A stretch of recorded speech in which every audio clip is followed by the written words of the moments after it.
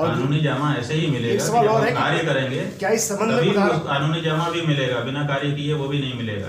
प्रधानमंत्री से गृह मंत्री से क्या आप लोग मुलाकात करेंगे, उनसे कहेंगे कि हमारे नहीं, ऐसा अभी हमारा कोई कार्यक्रम नहीं है। हम अपना कार्य शुरू कर रहे हैं, फिर जैसे जैसे हमारा कार्य आगे बढ़ेगा, जैसे जैसे हमारी लोक स्वीकार्यता होगी, सरकार भी अगर हमारे कार्य को अच्छा समझेगी तो हमको रिकॉग्नाइज करेगी, हमको अधिकार देगी, और नहीं तो हमारे स्वयं के जो अधिकार हैं उससे हम आगे बढ़ेंगे। हमने बता दिया कि संविधान के दायरे में रहते हुए हमको बहुत सारे अधिकार हैं, उन अधिकारों का हम प्रयोग करें। हमने लंबे समय से मांग रखी है, सवालों की ओर से नहीं रखा गया। ये जो कर रहे हैं हम, यही हमारी शुरुआत है, और हमने जो पद्धति आपको बताई उसी पद्धति से हम क्रमशः आगे बढ़ेंगे। आज ही बनिया काले सेठ ऐसा नहीं होता है कि आज ही हमने काम शुरू किया और आज ही हमको सब परिणाम मिल जाए।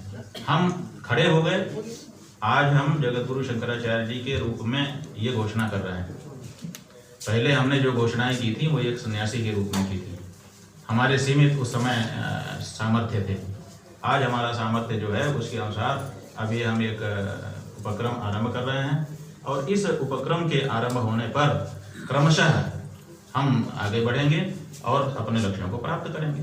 उत्तिष्ठत जागृत प्राप्य वरान निबोधत। अपनी गाइडलाइन जारी कर रहे हैं, उस गाइडलाइन को हम सबके पास भेजेंगे। पहले तो जारी हो, जारी होने के बाद सभी निर्माता निर्देशकों तक पहुंचने के बाद हम सुनिश्चित करेंगे कि कौन मान रहा है, कितने अंश में मान रहा है, नहीं मान रहा है। तो हमारी गाइडलाइन जारी होने दीजिए, कृपया प्रतीक्षा करिए। बहुत पुरानी जब शब्द कहते हैं आप, तो कुछ हजार वर्ष बहुत पुराने नहीं होते हैं, और जिन धर्मों की आप बात कर रहे हैं वो भी कुछ हजार वर्षों के हैं, 1000 2000, बस इससे ज़्यादा कोई है। तो ऐसी परिस्थिति में बहुत पुराना देश है, बहुत पुराना यहाँ का सिविलाइजेशन है, सब सही है। पहले तो इसको ध्यान में रखिए। दूसरे, हमने कहा ही नहीं कि हम किसी के विरुद्ध, किसी धर्म के विरुद्ध कुछ करेंगे या करना चाहते हैं। हमने ये कहा कि हमको चुभने वाली चीजें आप मत करिए, इससे ज्यादा हमने कुछ कहा ही नहीं, और आपको पीड़ा शुरू हो गई। समस्या ये है, आप तो माने आप जैसे विचार वाले लोगों को, जो सेकुलर की बात करते हैं, हम तो सबसे ज्यादा सेकुलर हम हैं। आप समझिए कि दूसरे धर्म के लोगों ने पहले ही डरा रखा है, कोई निर्माता निर्देशक उनके विरुद्ध चित्रण करने के लिए तैयार नहीं है। आप यमराज को कोट पैंट सूट पहना करके टेलीविजन पे दिखा रहे हो, एक स्क्रीन आज तक नहीं टूटा। हमसे ज्यादा सहनशील कौन होगा? और आपके एक चित्र कार्टून बना दिया जाता है, आप गला काटने के लिए तैयार हो जाते हो। तो लोगों ने पहले डरा के रखा है, उनके धर्मों के खिलाफ नहीं चित्रण हो रहा है, हमारे धर्म के खिलाफ चित्रण हो रहा है, क्योंकि हम सहनशील हो गए थे। अब सहनशीलता की हमारी अति हो रही है, अब हमसे नहीं सहा जा रहा है, इसीलिए हम बोलने के लिए खड़े हो रहे हैं, और हम भी बोलेंगे। और हमारे खिलाफ भी अगर कोई चित्रण करेगा तो हम भी कड़क उसका प्रतिकार करेंगे। आखिर कोई तो सीमा होती है, और कोई सीमा होनी भी चाहिए। इस मामले में निस्सीम बनना ठीक नहीं है, और मामलों में हम निस्सीम हो सकते हैं, लेकिन सहनशीलता की एक सीमा रखनी चाहिए। जब मर्यादा बिगड़ने लग जाए तो फिर कहना ही पड़ता है, लक्ष्मण बाण सरासन आनो शोभो बारिद शिखरसान। 3 दिन तक भगवान श्री राम प्रार्थना करते हुए उसकी चटाई पर बैठे थे। 3 दिन बीतने के बाद उनको धनुष बाण बुलाना पड़ गया।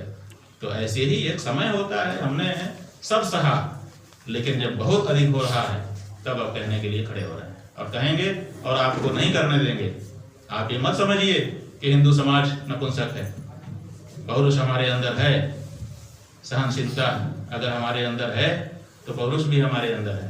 हम गलत दृश्यों को, गलत चित्रणों को किसी भी दशा में स्वीकार नहीं करेंगे, यही हमारा कहना है। और हम ये कहना चाहते हैं कि किसी भी धर्म के विरुद्ध आप क्यों दिखाएंगे, मत दिखाइए। आप स्वच्छ और शुद्ध परिष्कृत मनोरंजन परोसिए, लोगों को आनंदित करिए, यही हमारा कहना है। कोई आपत्ति ना आए, सब संतुष्ट हो जाए। चलनी ऐसी होनी चाहिए कि जो कंकड़ पत्थर को चाल दे। अगर चाल नहीं पा रही है और हमको भोजन के समय में हमारे मुंह में गड़ रहा है कंकड़ पत्थर, तो चलनी का मतलब क्या हुआ? सेंसर बोर्ड कहीं ना कहीं, हम सेंसर बोर्ड की आलोचना की दृष्टि से नहीं कह रहे हैं, लेकिन वस्तु स्थिति की दृष्टि से कह रहे हैं कि सेंसर बोर्ड को गंभीर होने की आवश्यकता है। शायद हमारे खड़े होने पर कुछ वो भी गंभीर होंगे कि मनमानापन हम जो कर रहे थे अब हमको भी बचना है, तो हमारे खड़े होने का लाभ उनको भी मिलेगा। और हमने तो पहले ही कहा कि अगर वो हमसे सहयोग चाहते हैं किसी बारे में, हो सकता है उनके पास धार्मिक अध्ययन की कोई कमी हो, हम वो मुहैया कराएंगे। हो सकता है उनको किसी विषय की विशेषज्ञता की जरूरत पड़ जाए, हम उसके लिए खड़े हैं। हम तो सहयोग की दृष्टि से आए हैं, लेकिन हमारी बात यही है कि आप ऐसे मनमाना मत करिए और हमको अनाथ मत समझिए। हिंदू समाज अनाथ नहीं है, उसके शंकराचार्य जाग रहे हैं। क्या हमारे वहाँ बैठाए जाते हैं तो वो अपनी बात कहना शुरू करेंगे, हमारे ख्याल से बहुत कुछ पूरा हो जाएगा। हम कहाँ मना कर रहे हैं? हमारा कोई ऐसा ध्येय नहीं है कि हम अलग से ही कुछ करें। हम तो चीजों पर अंकुश लगाना चाहते हैं। जो सेंसर बोर्ड है, अगर यही ईमानदारी से काम करके और वो स्थिति ला दे तो हमको मेंबर की भी जरूरत नहीं है। अन्यथा मेंबर ला करके हमको हमारी आंखों के सामने से गुजार दे। अगर हम स्वीकार कर लें तो फिर हमारा समाज क्यों कहेगा कि हमारे मेंबर अगर स्वीकार कर रहे हैं तो भाई ठीक है चलो। तो अगर ऐसा होता है तो हम उसको स्वीकार करेंगे, लेकिन ये लंबे समय से मांगने के बावजूद नहीं होता है। ये समस्या है हमारी कि सरकार ने संस्था बना रखी है, अलग से संस्था बनाने की आवश्यकता क्या है? तो हम आपको कहना चाहेंगे कि सरकार सर्वत्र अनेक संस्थाएं बना करके बैठी हुई है, उसके बाद भी देश में जो पंजीकरण कार्यालय है उसमें हजारों की संख्या में, बल्कि लाखों की संख्या में संस्थाएं और एनजीओज बने हुए हैं, पंजीकृत हैं, और वो देश और समाज को अपना योगदान कर रहे हैं। सरकार उनको मान्यता देती है। तो ऐसी परिस्थिति में अगर देश और समाज को योगदान देने के लिए कोई भी समूह खड़ा होता है तो उसका सरकारें स्वागत करती हैं, आपकी तरह से सवाल नहीं उठाती।